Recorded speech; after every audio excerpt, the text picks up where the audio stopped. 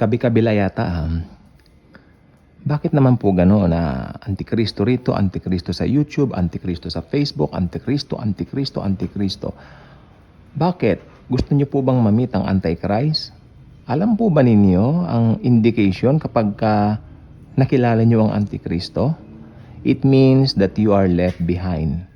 So, hindi po natin siya makikilala as born-again Christians dahil irarapture na po tayo ni Lord Jesus.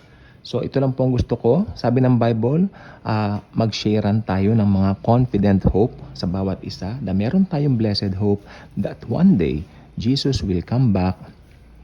Kukunin tayo, doon tawag doon rapture. Pagkatapos nun, mangyayari na yung mga terribling event na yan dito sa lupa. Dahil doon at doon pa lang po uusbong yan, yung hinihintay nilang Antikristo. I was shocked. Bawat bukas ko ng mga content, mga ganito, ganyan, ganire, o ano pa man, Antikristo, Antikristo. Ang ginagawa, pinangha-hype nila. That's not good. That's not good. Ang Antikristo hindi mamimit ng mga believers. Hindi mamimit sa kadahilan ng irarapture na po ni Lord Jesus ang church. Rightly dividing the word of truth. Know your hermeneutics. Okay? Rightly dividing the word of truth. Bakit ang halaga nito? Sapagkat napakahalaga po na alam natin kung paano magsisimula ang mga bagay na ito. Magsisimula po yan sa araw ng rapture. Pag nag-rapture na po, tapos na po ang church age. Then yung mga terrible na mangyayari, sunod na po yan. Alam mo nyo, from the rapture hanggang sa second coming ng Panginoong Kristo, which is kasama na po tayo sa kanyang pagbabalik, 7 years po yon. So madali na po nilang kung bibilangin yan.